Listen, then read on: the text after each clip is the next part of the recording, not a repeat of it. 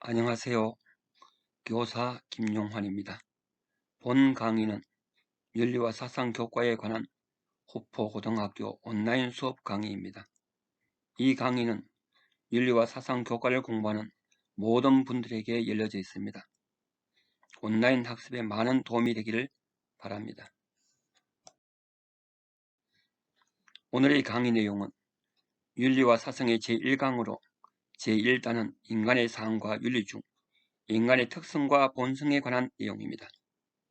그리고 강의 내용을 위한 부교재로 EBS 수능 특강책과 강의 내용을 요약한 첨부된 내용을 저희 홈페이지에 탑재해 놓겠으니 아래 홈페이지 주소를 검색하여 다운받으시기 바랍니다. 처음 올리는 내용이고 시간이 촉박하여 동영상 자료와 녹음 상태가 좋지 못한 점과 오타 등에 관한 것에 대해서는 이해하시기 바랍니다. 앞으로 점차 더 좋은 강의 영상을 제공할 것을 약속하죠. 첫 강의라 윤리를 공부하는 방법에 관하여 간략하게 이야기하고 그 방법을 실제 수업을 통하여 보여드리겠습니다. 다른 모든 학문과 마찬가지로 윤리학습 방법 중 첫째는 중요한 학술적 개념을 구체적으로 정확하게 이해하는 것입니다. 오늘 강의를 통하여 학술적 개념을 자세히 예를 들어가며 설명하겠습니다. 그리고 둘째로 하나의 사상이나 사상가의 특징과 그 사상의 현대적 의의를 이해하고 관련되거나 대조되는 사상과 비교하며 학습을 해야 합니다. 예를 들면 공자의 사상적 특징과 의의를 이해한 다음 명자와 순자와의 공통점과 차이점을 비교하고 정리하여야 합니다. 마지막으로 이렇게 기초 지식을 쌓은 후에 이 지식을 실제 문제에 적용하여 문제를 해결하는 능력을 키워야 합니다. 자, 그럼 오늘 강의를 시작하겠습니다. 1단원은 인간의 삶과 윤리에 관한 내용입니다. 이 단원의 가장 핵심적인 단어가 바로 인간입니다. 이 세상에서 가장 중요하고 중심이 되고 주체적인 존재가 인간입니다. 인간 이외에 존재하는 유형과 무형의 학문, 종교, 사상, 예술, 문화 등 인간이 만든 모든 것은 바로 인간을 위하여 존재하는 수단과 도구입니다. 예를 들면 법은 인간의 질서로운 생활과 정의를 실현하기 위한 도구이며 칼은 인간 생활의 편리함을 위하여 무엇을 자르기 위한 도구입니다. 즉 인간은 그 자체가 목적인 존엄한 존재이며 다른 모든 것들은 인간을 위하여 존재하는 수단적, 도구적 존재자입니다. 이러한 사상을 우리는 휴머니즘, 바로 인본주의 혹은 인간중심주의 사상이라고 부르고 있습니다. 서양에서는 고대 그리스가 인간중심의 사회였으며 중세는 신중심의 사회였다가 다시 르네상스와 종교개혁을 통하여 인간중심의 근대가 되었습니다. 다시 말하면 휴머니즘 즉 인본주의는 인간은 최고의 가치를 지니며 인간만이 그 자체로 존엄하며 인간 이외의 모든 유무형의 존재자들은 인간을 위한 수단적 존재들입니다. 이러한 우리 인간에 대한 올바른 이해를 위하여 제1강에서 인간의 특성과 본성에 대하여 알아보겠습니다. 이 단원의 주된 내용은 크게 세 가지입니다. 인간의 특성, 인간의 본성, 그리고 윤리사상과 사회사상입니다. 이번 시간은 인간의 특성과 인간의 본성에 대하여 강의하겠습니다. 윤리사상과 사회사상은 다음 시간에 강의하겠습니다. 오늘의 수업 목표는 동물과 구별되는 인간만의 특성을 이해하고 각 특성을 구체적으로 구별하고 설명할 수 있고 인간의 본성인 성선설과 성악설 그리고 성무선악설의 특징과 차이점을 설명할 수 있어야 합니다. 그럼 인간의 특성에 대해 강의하겠습니다. 인간은 동물과 가장 많이 대입이 됩니다.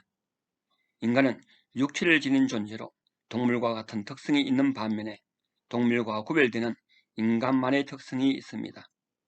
먼저 인간과 동물이 동일하게 갖는 특성을 생물학적 특성 혹은 동물적 특성이라고 합니다. 주로 육체와 관련된 특성으로 먼저 본능적 욕구가 있습니다. 대부분의 동물은 주된 생활로 자신의 생존을 위한 식욕과 자신과 같은 후손을 보존케 하는 종족 유지를 위한 성욕입니다. 이 식욕과 성욕은 동물의 대부분의 생활을 차지하고 인간에게도 가장 근본적인 본능적 욕구입니다.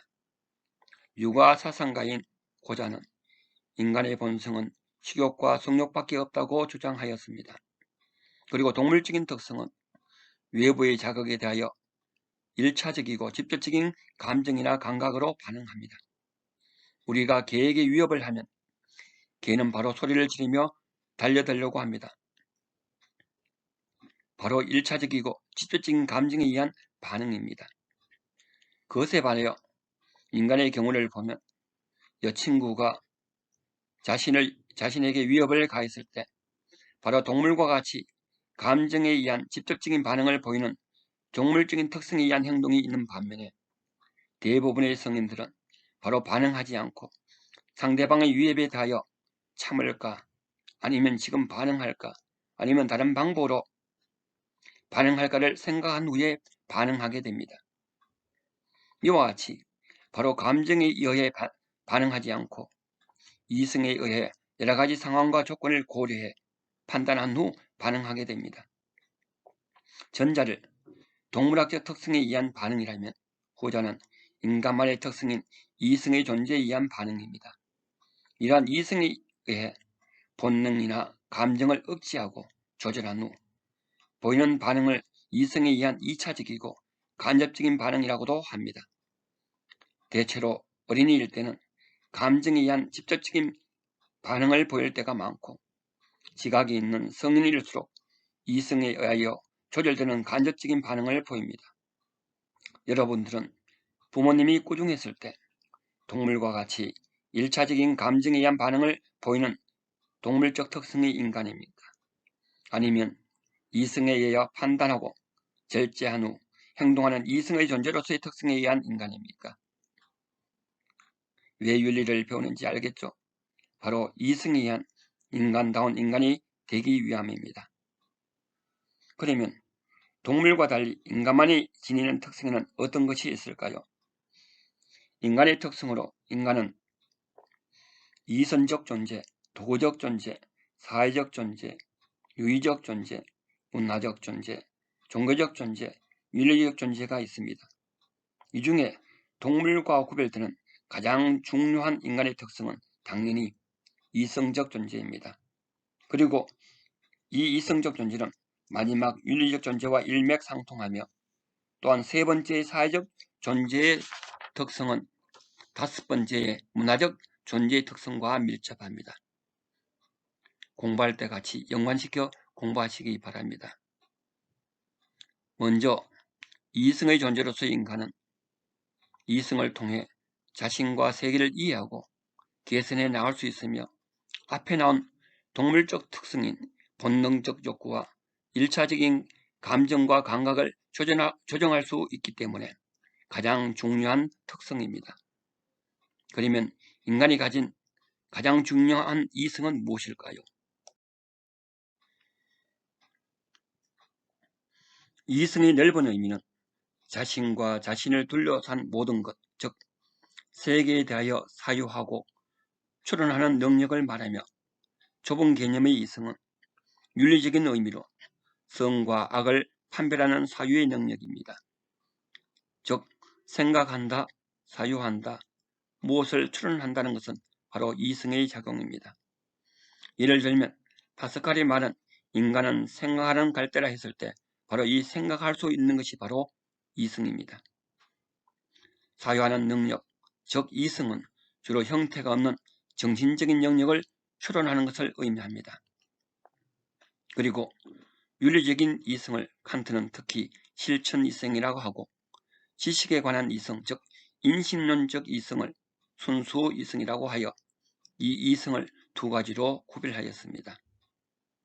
수학 문제를 논리적 사고로 푸는 이성은 지식적 인식론적 이성으로 순수 이성이고 길거리에 쓰러진 할아버지를 병원에 데리고 가는 인간의 행위가 선하다고 판단하는 윤리적인 이성을 실천 이성이라고 하였습니다.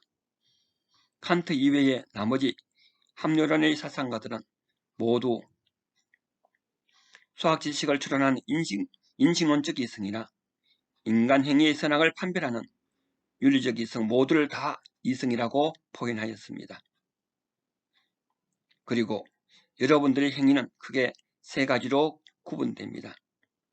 식욕과 성욕의 본능에 의한 행위, 감정과 의지에 의한 행위, 그리고 이성과 지식에 의한 행위로 나누어집니다. 이 중 이성과 지식에 의한 행위를 중시하는 것을 합리성이라고 부르고, 본능적인 행위나 감정과 의지에 의한 행위는 비합리적인 행위라고 합니다. 특히 이성과 대립적인 감정에 의한 행위를 정의성이라고 합니다. 흔히 서양 사회를 개인의 이성을 중시하는 사회로 합리성의 사회요 개인주의의 사회라고 하는 데 반하여 전통적인 동양의 사회는 따뜻한 인간의 감정을 중시하는 정의성의 사회요 서로 더불어 살아가는 공동체 의식이 강한 사회입니다. 인간의 두 번째 특성은 도구적 존재입니다. 도구적 존재로서의 인간은 동물이 만들지 못하는 복잡 다양한 도구를 만들어 사용할 수 있는 존재입니다. 예를 들면 동물인 원숭이는 컴퓨터와 같은 복잡 다양한 도구를 만들거나 사용하지 못하죠. 이러한 도구는 인간이 만든 모든 형태가 있는 유형의 도구와 형태가 없는 사회, 제도, 법률, 규정, 관습의 무형의 도구가 있습니다.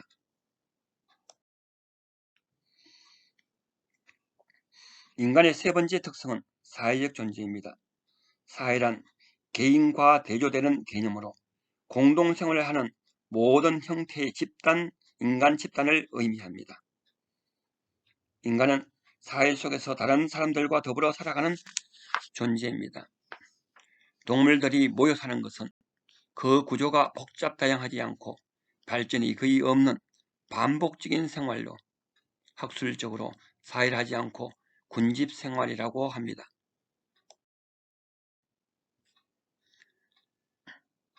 사회적 존재란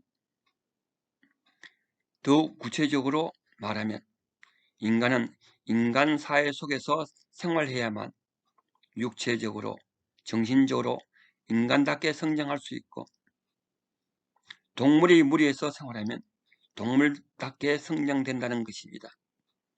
1920년 인도에서의 늑대 소녀가 대표적인 사례입니다. 어릴 때 두 소녀가 늑대들이 무리에서 성장하다 보니 늑대의 울음소리를 내고 네 발로 뛰어다녔습니다. 즉 인간 사회가 아닌 동물의 무리에서 생활하면 인간답게 성장하지 못하고 동물처럼 성장하게 된다는 말입니다. 그러면 왜 인간 사회에서 생활할 때만 인간답게, 즉 인간의 언어를 사용하고 두 발로 직립보행하고 인간적인 태도와 생활 습관을 가지며 생활하는, 즉 인간답게 성장할까요? 바로 인간은 인간 사회 속에서 인간이 만든 언어, 지식, 사상, 기술, 예술 등의 문화 내용을 배우기 때문입니다. 이런 의미에서 인간의 사회적 존재는 바로 문화적 존재와 일맥상통합니다. 그래서 이러한 문화 내용을 배움으로써 자기가 속한 사회에 참여하고 적용하는 과정을 우리는 사회화 과정이라고 합니다. 인간은 사회적 동물이라고 표현한 아리스토텔레스는 인간은 고립되어서는 자족주의일 수 없으므로 국가에 모두 의존해야 한다. 즉 자족이란 스스로 만족한다는 의미로 인간은 홀로 살지 않고 국가라는 사회 속에서 생활해야 스스로 만족할 수 있다는 말입니다. 왜냐하면 고립된 인간은 국가의 일부가 아니며 따라서 검수이거나 신일 것이다. 이때 검수란 동물을 말하며 완전 불완전한 존재로 스스로 만족할 수 없는 존재를 의미하고, 신이란 완전한 존재로 스스로 만족할 필요가 없는 존재의 의미입니다. 그래서 사람은 본성적으로 국가에 살도록 되어 있는 존재라고 했습니다. 인간의 네 번째 특징은 유의적 존재입니다. 유의적 존재는 이해관계를 떠나 순수한 즐거움과 재미를 주는 다양한 놀이인 유의를 즐기는 존재입니다. 이때 이해관계란 개인에게 이익을 주거나 손해를 주는 관계를 말합니다.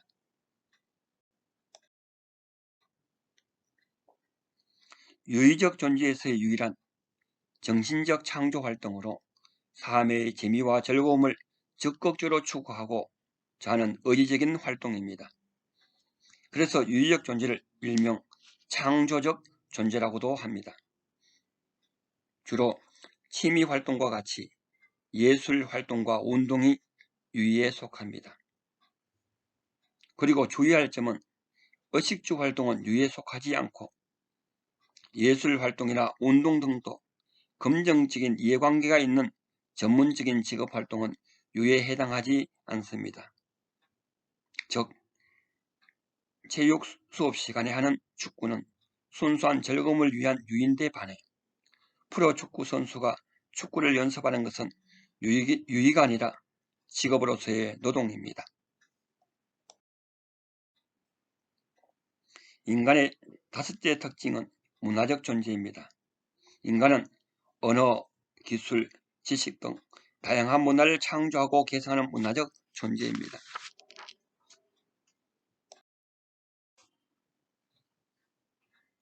문화적 존재를 일명 상징적 존재라고도 합니다. 그 이유는 인류가 만든 인위적인 모든 문화를 언어와 문자와 같은 상징책으로 기록하고 전달하고 개성되고 발전시키기 때문입니다. 예를 들면 세종대왕의 여러가지 업적의 대부분은 우리 후손들이 그 업적을 기록한 언어와 문자로 상징된 것을 통하여 알 수 있습니다. 언어와 문자는 문화 내용을 상징화하기 위한 도구이자 수단입니다.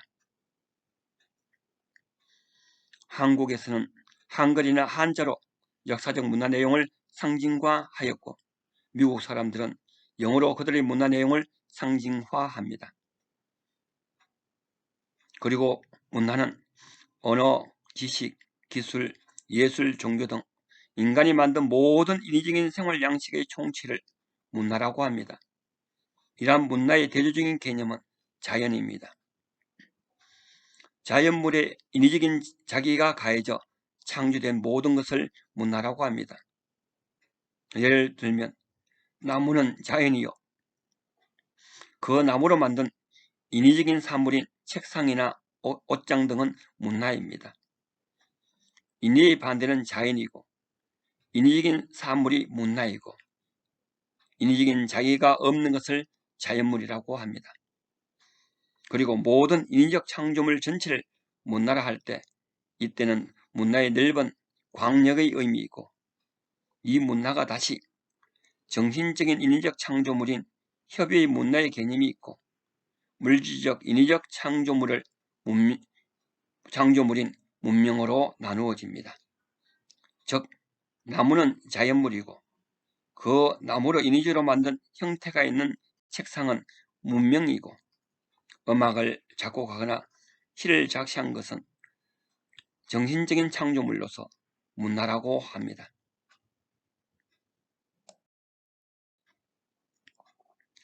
인간의 다섯 번째 특징은 종교적 존재입니다.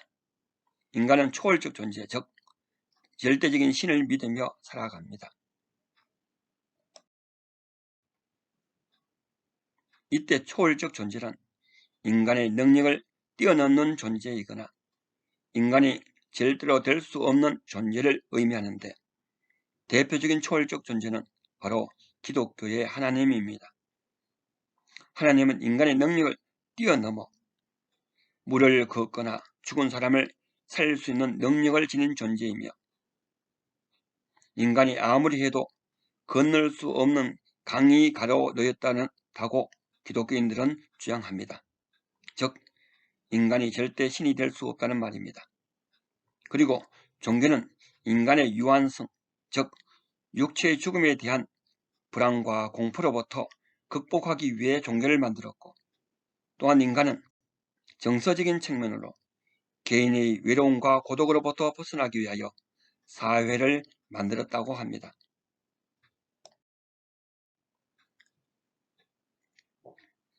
마지막으로 인간은 윤리적 존재입니다. 옳고 그름을 판단하고 도덕적 규범을 만들어 지키며 자신의 삶을 성찰하는 존재입니다. 여기에서 옳고 그름, 즉 행위의 선과 악을 판단하는 능력을 무엇이라고 하죠? 앞에서 배웠죠. 바로 윤리적 의미의 이성입니다. 그래서 윤리적 존재와 이성적 존재는 일맥상통합니다.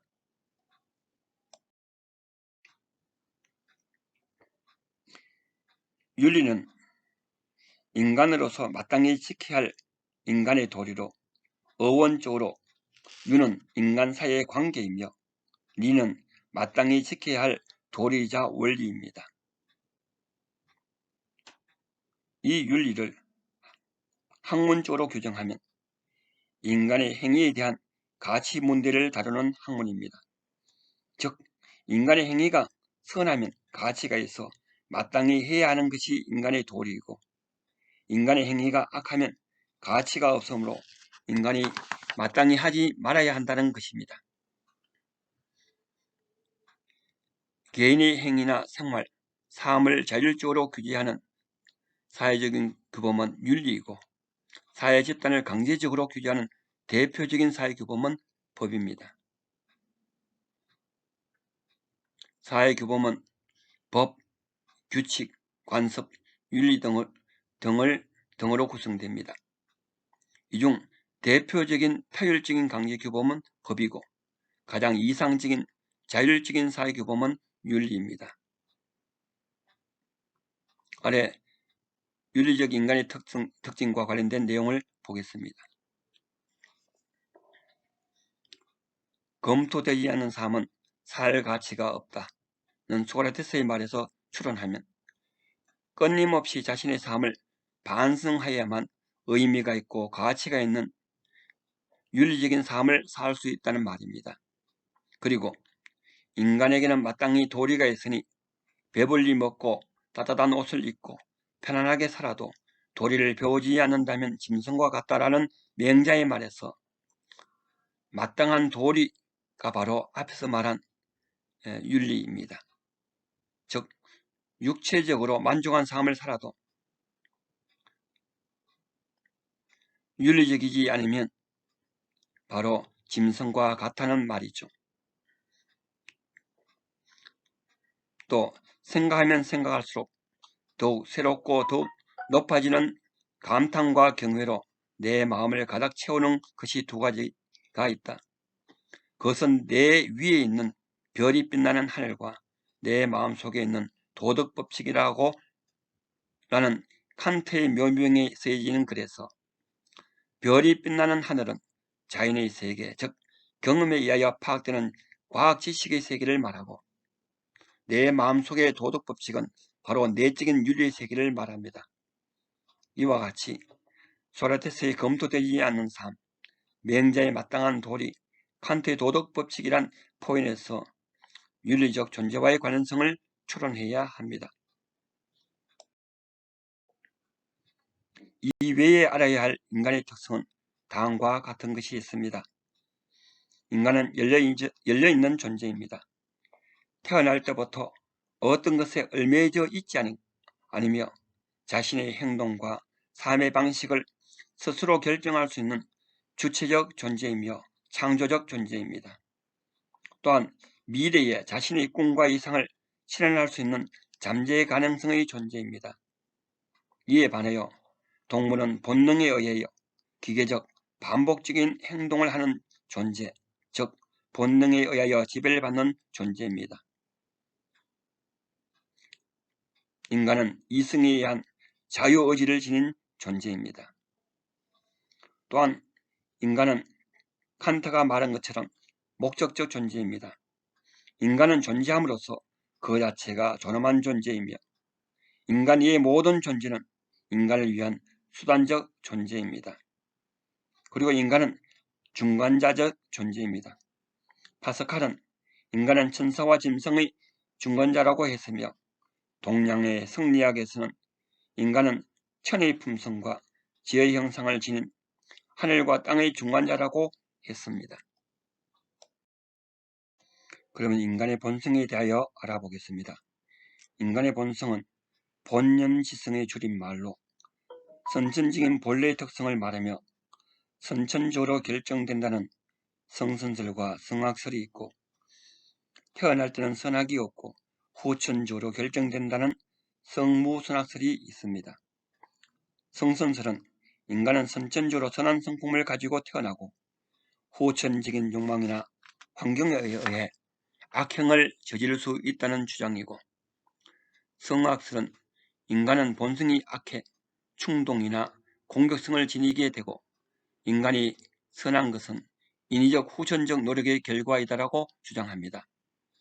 그리고 성무선악설은 선과 악은 인간의 본성이 아니라 후천적인 인간 자신의 선택이나 판단, 환경에 달려있다고 주장합니다. 동양에서 성선설의 대표자는 맹자이고 성악설의 대표자는 순자이고 성무선악설의 대표적인 인물은 고자입니다. 맹자는 선천적으로 네 가지의 썰랑한 마음인 사단, 척은지심, 수호지심, 사양지심, 희비지심과 이 사단으로부터 나오는 사덕, 인의, 예지를 선천적으로 부여받았기 때문에 인간의 본성은 선하다는 성선설을 주장하였고 순자는 인간은 선천적으로 이기적인 욕구를 가지고 태어났기 때문에 인간의 본성은 악하다는 성악설을 주장하였으며 고자는 인간의 본성은 식욕과 성욕뿐인데 이것들은 선악과 무관하며 후천적인 행위에 의해 선악이 결정된다는 성무선악성을 주장하였습니다. 그리고 본성에 대한 맹자와 고자의 논쟁이 역사적으로 유명합니다. 맹자는 성선설로 선천적으로 결정되었다고 보고 성무성악설을 주장한 고자는 인간의 본성이 후천적으로 결정된다는 견해를 피력하였습니다. 이러한 관점을 바탕으로 아래의 맹자와 순자의 주장을 분석해 보죠. 먼저 고자는 인간의 본성은 고여서 맨드는 물과 같아서 동쪽으로 터주면 동으로 흐르고 서쪽으로 터주면 서로 흐른다. 인간의 본성을 선과 불선으로 나눌 수 없는 것은 고여서 맨드는 물에 동과 서의 구분이 없는 것과 같다라고 하였습니다. 이때 동서란 것은 바로 선악을 말하고요.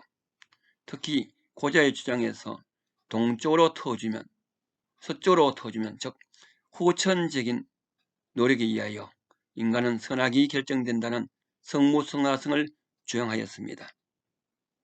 그 맹자의 내용을 보죠. 물에 동서의 구분은 없지만 상하의 구분도 없겠는가. 인간의 본성이 선하다는 것은 물이 아래로 흘러가는 것과 같아 인간의 본성은 선하지 않음이 없으며 물은 아래로 내려가지 않음이 없다.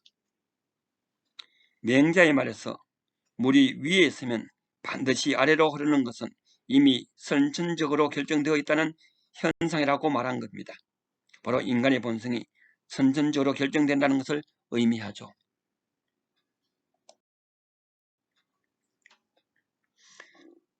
서양에서의 인간의 본성은 사회적인 계약설의 대표 사상가인 루소, 호흡스, 로크에 의하여 나누어집니다. 이들의 상이한 인간의 본성에 대한 견해로 말미암아 사회계약설의 바탕이 되는 자연생태에 대한 견해에는 큰 차이가 있습니다. 그러나 결론으로 모두 사회계약설에 의하여 국가가 형성된다는 점은 같습니다. 먼저 성선설을 주장한 루소는 인간의 본성은 선함으로 자연으로 돌아가라는 명언을 남겼으며 그는 자연 상태야말로 가장 인간의 자유롭고 평화로운 상태로 보고 있습니다. 이때 자연 상태는 인위적인 사회 규범 등이 전혀 없는 동물의 왕국과 같은 상태를 말합니다. 동물의 왕국과 같은 자연 상태는 호랑이가 토끼를 잡아먹어도 규제하는 인위적인 법이 없죠. 지가 다른 동물의 식량을 훔쳐먹어도 규제하는 인위적인 사회 규범이 없습니다. 이런 상태를 우리는 자연 상태라 하고 이 상태에는 약육강식과 적자 생존의 자연 법칙이 적용됩니다. 성악설을 주장한 호흡스는 인간은 악함으로 자연 상태는 만인이 만인에 대한 투정의 상태라고 하여 가장 무질서와 혼란한 상태로 표현하였습니다. 인간은 태어날 때부터 이긴 욕구를 가지고 태어났기 때문이라고 그는 주장합니다. 이와 같이 성선설과 성악설의 차이로 자연 상태를 완전히 반대하는 현상으로 파악하게 된다는 점이 중요합니다. 이것이 바로 학문하는 기본 자세입니다. 마지막으로 성무성악성을 주장한 로크는 인간은 태어날 때 백지 상태로 태어나고 태어난 후 후천적인 경험에 의하여 인간의 본성이 성과 악으로 결정된다고 주장하였습니다. 그리고 무엇보다 중요한 사항은 이 세 가지 인간의 본성, 성선설, 성악설, 성무성악설은 모두 후천적인 교육과 수양이 중요함을 강조한 공통점을 가지고 있습니다. 성선설은 선천적인 본성이 선함으로 그 착한 본성을 유지 보존하기 위해 후천적인 수양과 교육이 필요하다고 주장하였고, 성악설은 인간의 본성이 선천적으로 악하기 때문에 그대로 두면 사회가 무질서하고 혼란하므로 인위적인 사회규범 등에 의한 수양과 교육을 통하여 악한 본성을 고쳐 선하게 되어야 한다고 주장하였습니다. 성무선악설은 후천적으로 선하게 결정되므로 당연히 선하고 착한 사람이 되기 위해서는 후천적인 수양과 교육이 필요하다고 주장하였습니다. 오늘 수업한 내용은 인간의 특성 7가지, 이성의 존재, 도구의 존재, 유의의 존재, 사회의 존재, 문화의 존재, 종교의 존재, 윤리적 존재와 인간의 본성인 3가지, 성선설, 성악설, 성무성악설을 배웠습니다. 그리고 오늘 중요한 학술적 용어인 인본주의, 본성, 본능, 생물학적 특성, 이성, 문화, 유희, 문명, 자연, 합리성, 정의성, 목적적 존재, 수단적 존재, 실천의 성, 순수의 성, 자연상태, 백지, 사회규범, 사단, 사덕 등 여러 가지를 배웠습니다. 꼭 구체적으로 명확하게 개념을 이해하고 정리하시기 바랍니다. 다음 2강 시간에는 윤리사상과 사회사상에 대하여 배우고 일단은 문제를 풀겠습니다. 문제를 풀면서 문제 해결하는 능력을 높일 수 있는 방법을 제시하겠습니다. 오늘 강의를 마치겠습니다. 감사합니다.